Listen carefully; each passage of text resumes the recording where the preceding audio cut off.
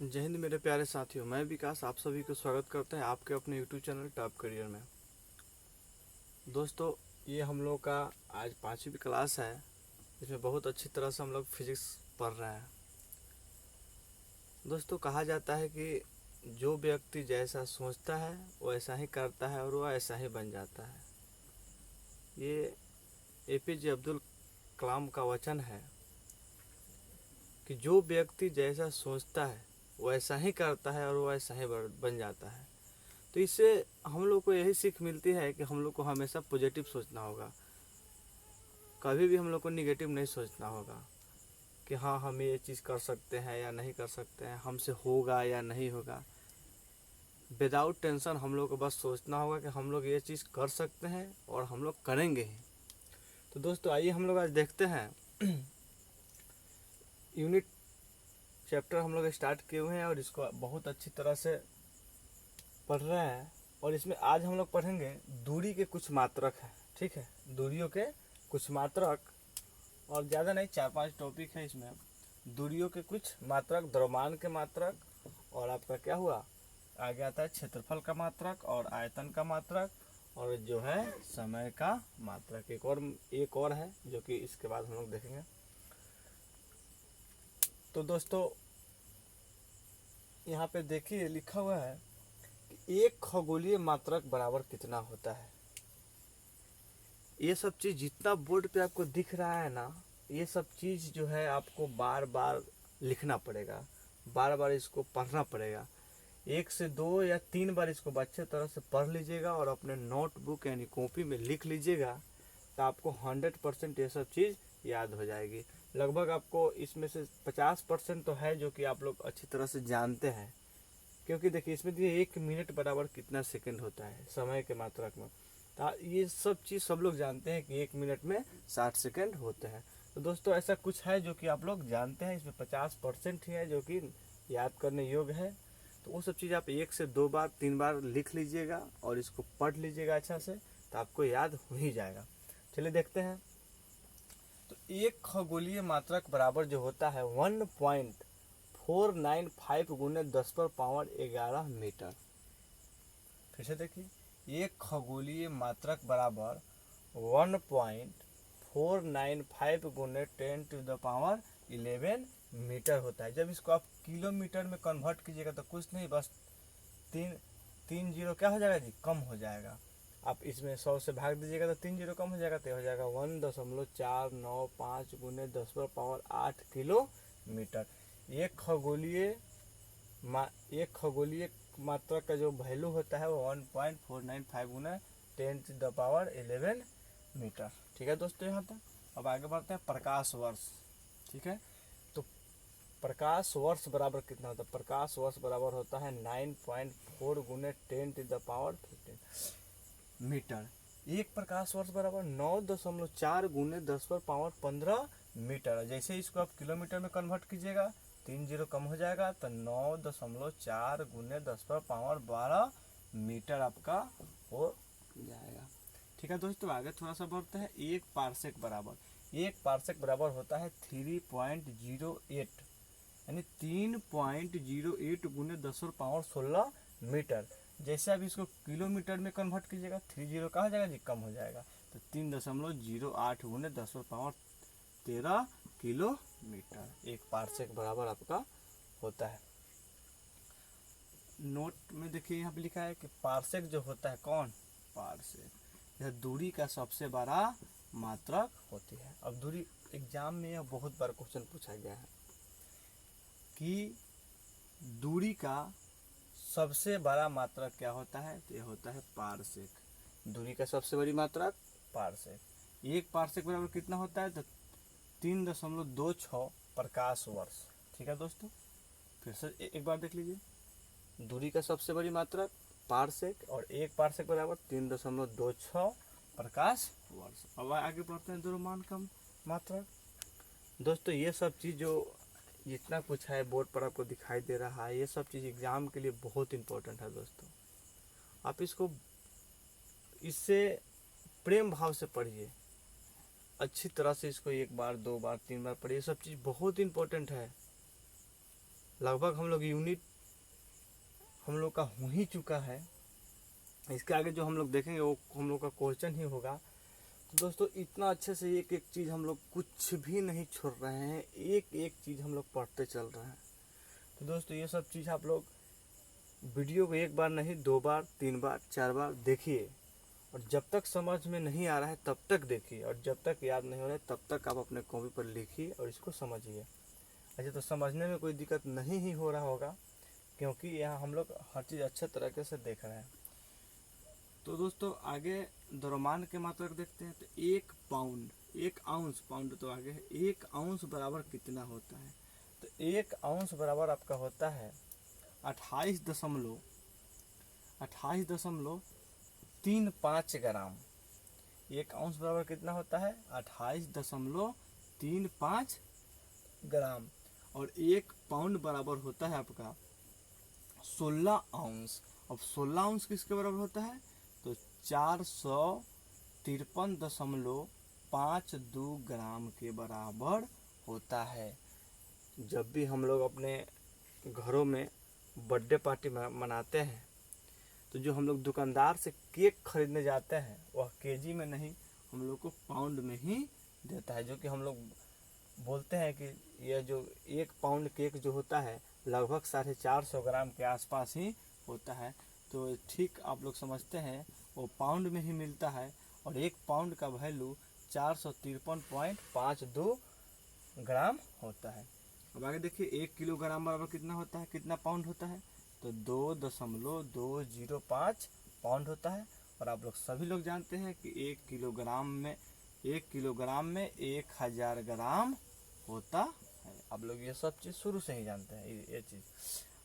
आगे देखिए 1 क्विंटल बराबर 100 ग्राम, 100 किलोग्राम, मतलब 100 किलोग्राम को 1 क्विंटल कहा जाता है।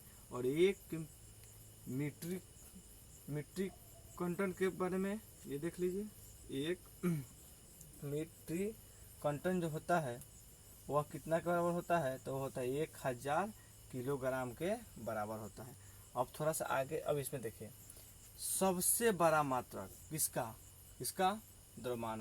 द्रव्यमान का सबसे जो बड़ा मात्रक होता है वह होता है चंद्रशेखर। एग्जाम में क्वेश्चन आपका आएगा कि द्रव्यमान का सबसे बड़ा मात्रक क्या होता है? तो होता है चंद्रशेखर। अब 1 चंद्रशेखर बराबर कितना होता है? चंद्रशेखर बराबर तो 1.44 गुने सूर्य का द्रव्यमान। अब सूर्य का द्रव्यमान कितना होता है? तो होता है 2 × 10⁻30 kg। ठीक है, जब ये चीज़ हम देख लिए कि सूर्य का द्रव्यमान इतना होता है तो बात आती है कि पृथ्वी का द्रव्यमान कितना होता है। लो, कोई आपसे पूछ दे कि पृथ्वी का द्रव्यमान कितना है? सूर्य का द्रव्यमान तो आपका 2 × 10⁻24 हो गया। तो पृथ्वी का द्रव्यमान कितना होता है? तो पृथ्वी का द्रव्यमान होता है 6 × 10⁻24 kg। ठीक है दोस्तों, इसमें कोई दिक्कत आप लोगों को नहीं हुआ होगा कि पृथ्वी का द्रव्यमान कितना होता है। तो पृथ्वी का द्रव्यमान दोस्तों कितना होता है?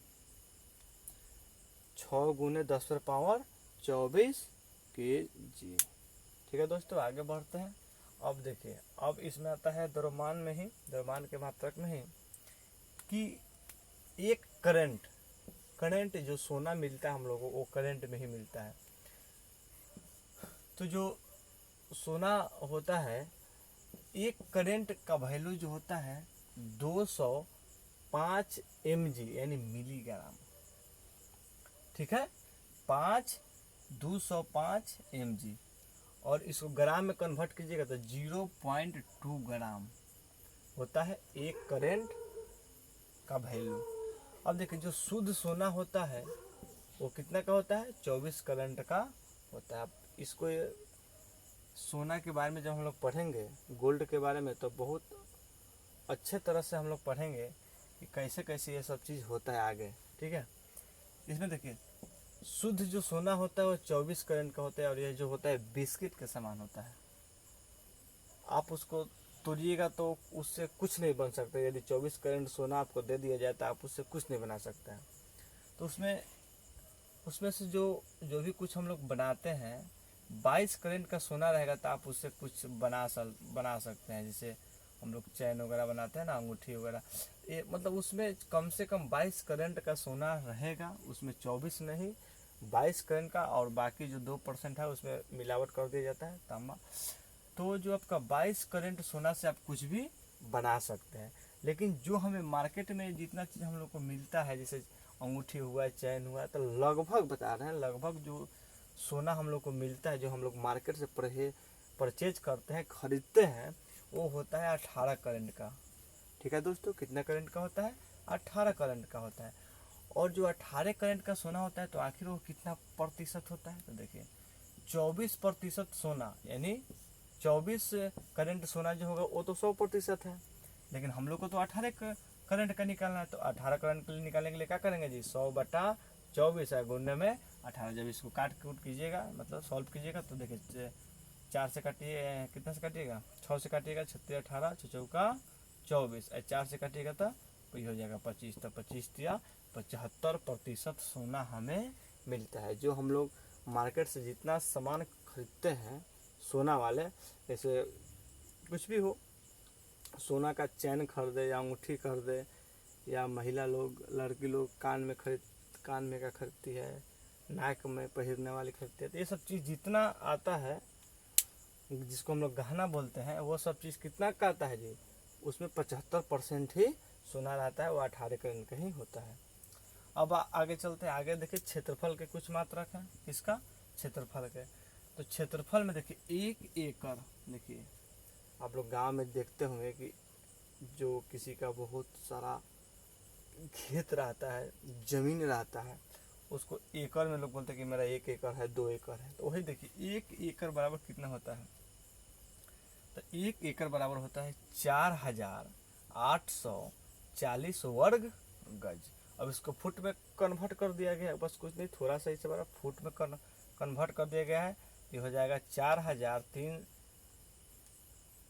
नहीं 4000 नहीं है, आगे है, ये है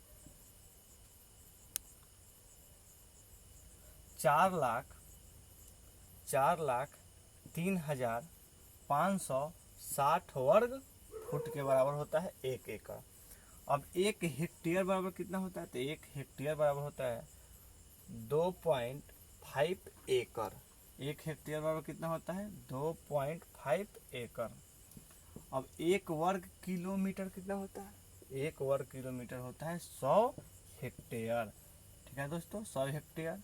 अब हेक्टेयर क्या होता है? तो यहाँ पे देख लीजिए, 1 हेक्टेयर बराबर होता है 2.5 एकड़, और 1 वर्ग किलोमीटर बराबर होता है 100 हेक्टेयर। और 1 वर्ग मील बराबर कितना होता है? तो 1 वर्ग मील बराबर होता है 2.6, 2.6 वर्ग किलोमीटर, या इसको हेक्टेयर में जब कन्वर्ट कीजिएगा तो आ जाएगा 256 हेक्टेयर, और एकड़ में कन्वर्ट कीजिएगा तो 240 एकड़ हो जाएगा।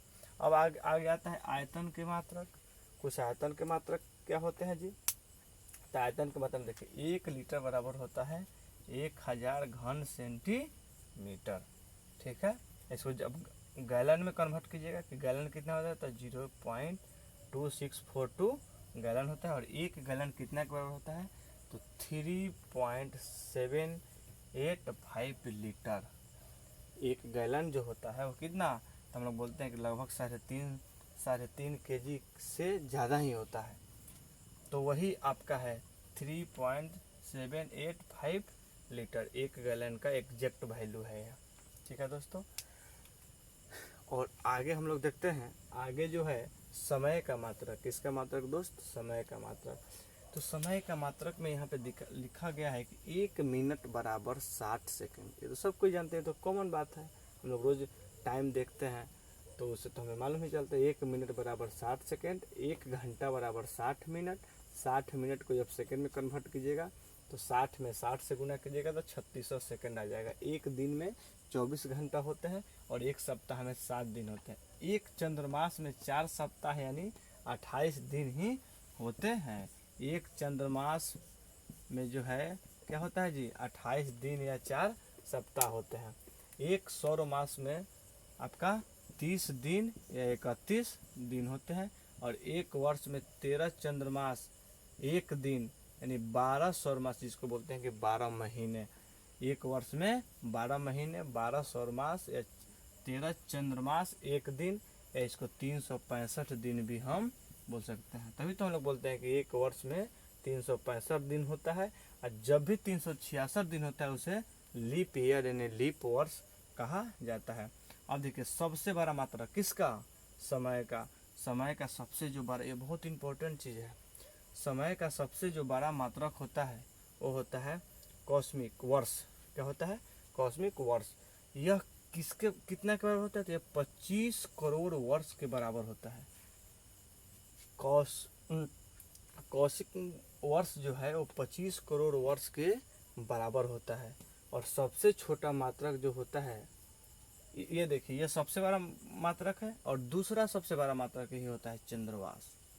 चंद्रमास जो होता है वो दूसरा सबसे बड़ा मात्रक होता है, और कॉस्मिक जो होता है वर्ष, ये दूसरे सबसे बड़ा मात्रक होता है किसका, समय का। और ये किसके बराबर होता है, तो 25 करोड़ वर्ष के बराबर होता है। और सबसे छोटा मात्रक जिसको सौ कहा जाता है, और एक सौ के बराबर होता है 10⁻⁻8 सेकेंड। दोस्तों ये सब चीज़ क्लियर हो गया होगा, क्योंकि ये ज़्यादा कुछ ये नहीं है।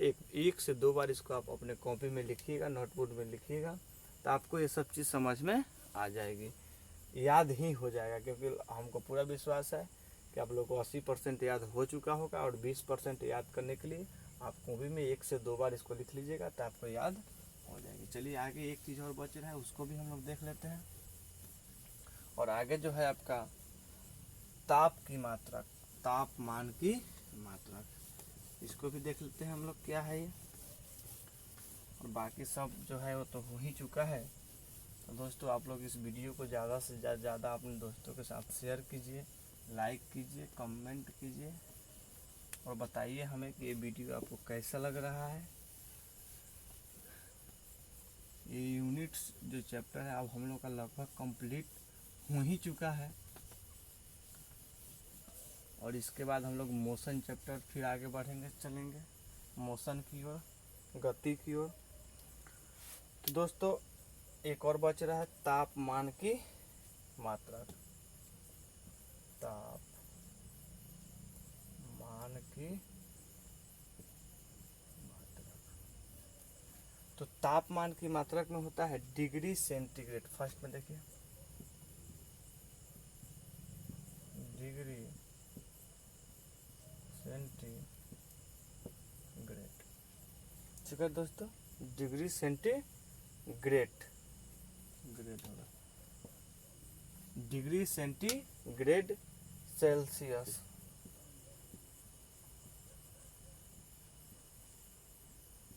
ठीक है, डिग्री सेंटीग्रेड सेल्सियस। ये ज़्यादा नहीं है, 3-4 है, ये आपका हो जाएगा। और इसका देखेंगे कि हिमांक कितना है और क्वथनांक कितना है। ये दोनों का हिमांक, डिग्री सेंटीग्रेड सेल्सियस का हिमांक कितना है और इसका क्वथनांक कितना होता है। तो इसका जो हिमांक होता है वो होता है 0 डिग्री सेल्सियस, और इसका क्वथनांक जो होता है 100 डिग्री सेल्सियस होती है। अब आइए दोनों में आ गए, तो आगे दोस्तों आपका है डिग्री फ़ारेनहाइट। डिग्री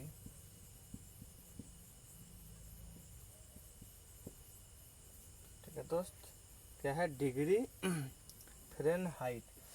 और इसका देखेंगे हिमांक कितना होता है और इसका क्वथनांक कितना होता है। तो इसका हिमांक होता है 32 डिग्री 32 फ़ारेनहाइट।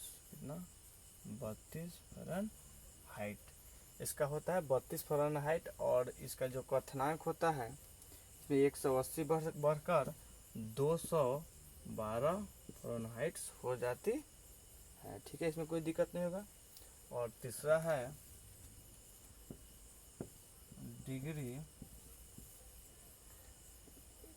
र्यूमर, और इसका जो आपका हिमांक और क्वथनांक कितना कितना होता है। तो इसका हिमांक होता है 0 डिग्री ड्यूमर के लिए R लिख सकते हैं, और इसका होता है 80 बढ़ जाता है तो आपका हो जाएगा 80 ड्यूमर। ठीक है दोस्त। अब आगे होता है 4 नंबर में केल्विन होता है, केल्विन। और केल्विन का तो सब लोग जानता है कि इसका दिमाग होता है 273 के, जैसे 100 बढ़ेगा इसका क्वथनांक, ये हो जाएगा 373 केल्विन। बात समझ में आ गया दोस्तों। बस यही 4 चीज़ है आपका। हाँ, एक और आता है, नोट में लिख लीजिएगा नीचे, परम शून्य ताप। परम शून्य ताप जो होता है वो होता है 0 डिग्री केल्विन। क्या होता है दोस्त? 0 डिग्री केल्विन, या इसको 0 डिग्री केल्विन, या इसको बोल सकते हैं 273 केल्विन। ठीक है। परम शून्य ताप मतलब होता है सबसे नीचे का ताप, ये माइनस में होता है, सबसे नीचे का ताप। ये इसका मतलब होता है सबसे नीचे का ताप। तो फिर से एक बार इसको देख लीजिए, ये तापमान की क्या जी? मात्रा। इसमें 4 है और सबका हिमांक और क्वथनांक हम लोग देखे हैं। ठीक है जी। जहाँ पे बर्फ जमता है हिमांक का, जहाँ पे कोई भी वस्तु जमने लगता है उसको हिमांक, और जहाँ पे उबलने लगता है उसको क्वथनांक कहा जाता है।